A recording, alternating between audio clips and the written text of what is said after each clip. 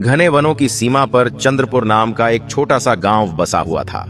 उसी गांव में गोविंद दत्त नाम का एक वृद्ध लकड़हारा रहा करता था।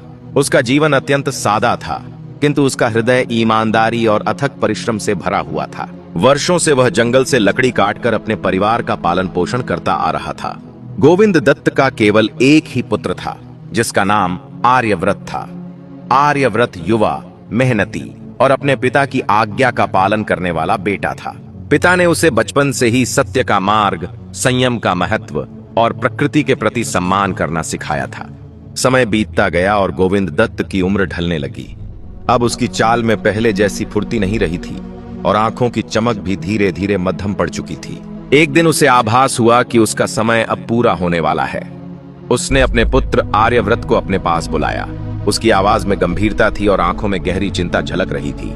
उसने कहा, पुत्र, मैंने अपना संपूर्ण जीवन इस जंगल के सहारे बिताया है। अब मेरे जाने का समय निकट है। कल से तुम अकेले ही जंगल जाया करोगे, लेकिन मेरी एक बात हमेशा याद रखना। आर्यव्रत पूरी एकाग्रता से पिता की बात सुन रहा था। गोविंद दत्त ने आगे कहा, जंगल के पूर्वांचल भाग में एक अत्यंत प्राचीन और विशाल वट वृक्ष है। मैंने अपने जीवन में कभी उस वृक्ष को नहीं काटा। जंगल का कोई भी पेड़ काट लेना, पर उस वट वृक्ष को कभी हाथ मत लगाना। आर्यव्रत ने सिर हिलाकर पिता की बात मान ली, लेकिन उसके मन में एक प्रश्न उठ खड़ा हुआ। आखिर उस वृक्ष में ऐसा क्या विशेष है? कुछ ही दिनों के पश्चात गोविंद दत्त इस संसार से विदा हो गया। पूरे चंद्रपुर गांव में शोक की लहर दौड़ गई। आर्यव्रत ने विधि विधान से अपने पिता गोविंद दत्त का अंतिम संस्कार किया। अब पूरे परिवार की जिम्मेदारी उसी के कंधों पर आ चुकी थी। समय धीरे धीरे बीतने लगा। कई महीने निकल गए और आर्यव्रत अपने पिता की तरह ही नियमित रूप से जंगल जाकर लकड़ी काटकर जीवन यापन करने लगा। एक दिन वह लकड़ी काटते काटते जंगल के उसी पूर्वांचल भाग में जा पहुंचा, जहां वह विशाल और रहस्यमय वट वृक्ष खड़ा था। उसने पहली बार उस वृक्ष को ध्यान से देखा और मन ही मन सोचने लगा, यह तो बाकी पेड़ों जैसा ही प्रतीत होता है। फिर पिता ने इसे काटने से मना क्यों किया था? उसके मन में जिज्ञासा जाग उठी। बिना अधिक विचार किए उसने कुल्हाड़ी उठाई और पूरी शक्ति से वट वृक्ष के तने पर वार कर दिया। तभी एक विचित्र घटना घटी। वह वट वृक्ष अचानक अपनी जगह से खिसककर कुछ कदम पीछे चला गया। आर्यव्रत घबरा गया। उसने एक कदम आगे बढ़ाया तो वृक्ष और पीछे हट गया। अब वह पूरी तरह चौंक चुका था। उसने दौड़कर उस वृक्ष को पकड़ना चाहा, किंतु वह वृक्ष उससे भी अधिक तेजी से पीछे हटने लगा। यह अजीब खेल काफी देर तक चलता रहा। अंततः आर्यव्रत थक हार कर उसी स्थान पर लौट आया जहां से वह चला था। उसकी सांसें तेज चल रही थीं और मस्तिष्क सुन्न पड़ चुका था। यह कोई साधारण वृक्ष नहीं है, वह मन ही मन बुदबुदाने लगा। इसी उधेड़-बुन में शाम ढल गई। जंगल में धीरे धीरे अंधकार फैलने लगा। आर्यव्रत ने अपने घोड़े मेघकेतु को पास के एक पेड़ से बांध दिया और स्वयं एक मोटी डाल पर चढ़कर बैठ गया, ताकि जंगली जानवरों से सुरक्षित रह सके। किसी तरह वह रात बीत गई। सुबह जब वह नीचे उतरा तो उसके पैरों तले जमीन खिसक गई। जहां उसने घोड़े को बांधा था, वहां अब केवल हड्डियों का ढेर पड़ा हुआ था और कुछ ही दूरी पर वही रहस्यमय वटवृक्ष शांत खड़ा था। आर्यव्रत की रूह कांप उठी।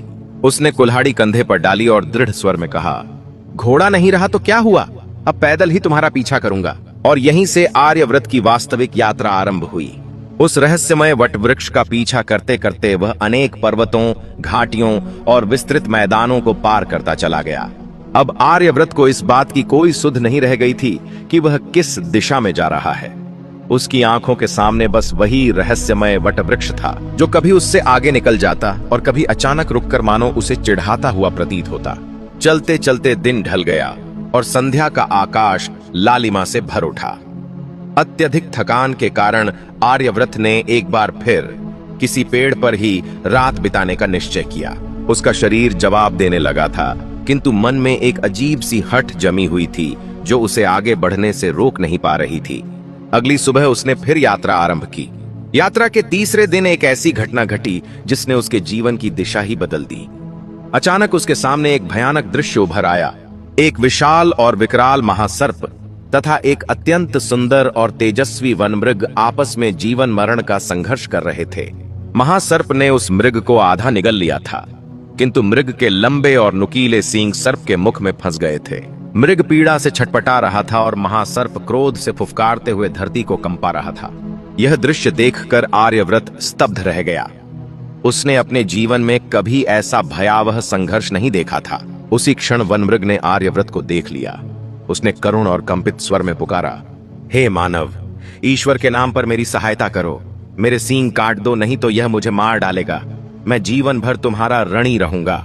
तभी महासर्प ने भी भारी और गूंजती हुई आवाज में कहा, इसकी बातों में मत आना। यदि तुम मेरी सहायता करोगे तो मैं तुम्हें अपार धन, वैभव और सुख प्रदान करूंगा। आर्यव्रत का मन एक गहरी दुविधा में फंस गया।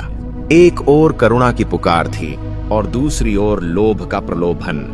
बिना अधिक सोच विचार किए उसने अपनी कुल्हाड़ी उठाई और एक के बाद एक उस वनमृग के दोनों सींग काट दिए। जैसे ही सींग कटे, मृग पीड़ा से कराहता हुआ धरती पर गिर पड़ा और अगले ही क्षण उस विशाल महासर्प भुजंगेश्वर ने उसे पूरी तरह निगल लिया। कुछ पल तक चारों ओर गहरा सन्नाटा छाया रहा। फिर भुजंगेश्वर ने आर्यव्रत की ओर देखा और शांत, गंभीर स्वर में बोला, तुमने मेरी बहुत बड़ी सहायता की है। मैं वचन देता हूं कि तुम्हें खाली हाथ नहीं जाने दूंगा। आर्यव्रत के मन में हल्का भय अवश्य था, किंतु अब पीछे हटने का कोई मार्ग नहीं बचा था। महासर्प भुजंगेश्वर उसके साथ साथ चलने लगा। चलते चलते दोनों के बीच बातें होने लगीं और यात्रा आगे बढ़ती रही। कुछ दूरी तय करने के बाद वे एक विशाल और रहस्यमयी नीलसर झील के किनारे पहुंच गए। भुजंगेश्वर ने कहा, मैं यहां स्नान करूंगा, तुम यहीं मेरा इंतजार करना। यदि कुछ विचित्र घटे तो भयभीत मत होना। इतना कहकर वह झील के गहरे जल में उतर गया। जैसे ही उसका शरीर पानी में डूबा, आकाश का स्वरूप अचानक बदल गया। तेज आंधी चलने लगी, काले बादल गरज उठे और बिजली इतनी प्रचंड चमकने लगी कि मानो धरती कांप उठी हो। मूसलाधार वर्षा होने लगी। आर्यव्रत भयभीत होकर वहीं खड़ा रहा। यह प्रलय सा दृश्य तब तक बना रहा जब तक भुजंगेश्वर जल में स्नान करता रहा, और जैसे ही वह झील से बाहर निकला, सब कुछ शांत हो गया। न वर्षा, न आंधी, न ही बादल। भुजंगेश्वर मुस्कुराया और बोला, अब मेरी थकान उतर गई है, चलो मेरे निवास की ओर चलते हैं। कुछ ही देर बाद वे एक अत्यंत सुंदर और अलौकिक नाग भवन के सामने पहुंचे। महासर्प ने कहा, यही मेरी माता नागमाता शैलजा का घर है। घर के भीतर प्रवेश करते ही नागमाता शैलजा ने अपने पुत्र को देखकर अपार प्रसन्नता व्यक्त की।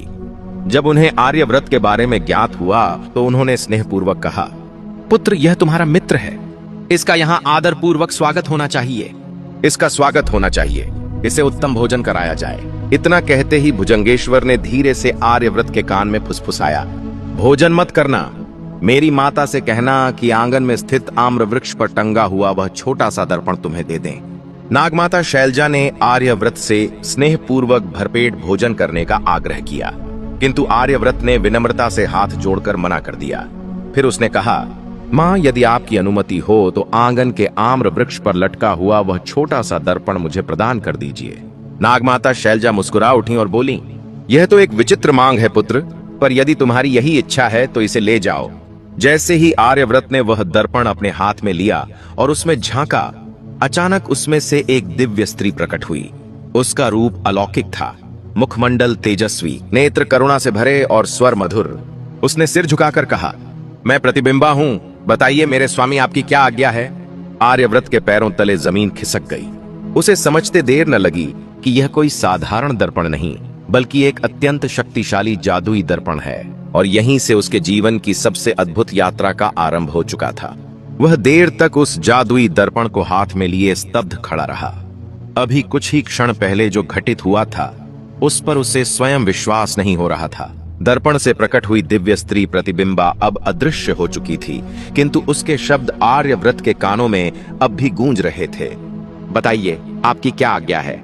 आर्यव्रत ने चारों ओर दृष्टि डाली। अब जंगल की वह गहन नीरवता उसे भयावह नहीं लग रही थी। उसके हृदय में भय के स्थान पर एक नई उत्सुकता और आश्चर्य जन्म ले चुका था। आर्यव्रत ने एक बार फिर उस जादुई दर्पण में झांका। क्षण भर में ही दिव्य स्त्री प्रतिबिंबा प्रकट हुई और विनम्र स्वर में बोली, मेरे स्वामी बताइए आपकी क्या आज्ञा है। उसी क्षण आर्यव्रत को तीव्र भूख का अनुभव हुआ। उसने संकोच करते हुए कहा, मुझे बहुत भूख लगी है, कुछ खाने को चाहिए। उसके मुख से शब्द निकलते ही धरती पर एक भव्य और रेशमी कालीन बिछ गया। उस पर तरह तरह के स्वादिष्ट और सुगंधित व्यंजन सजे हुए थे। आर्यव्रत ने अपने जीवन में ऐसा स्वाद कभी नहीं चखा था। जैसे ही भोजन समाप्त हुआ, वह कालीन स्वयं ही अदृश्य हो गया। अब आर्यव्रत पूरी तरह आश्वस्त हो चुका था कि यह कोई साधारण दर्पण नहीं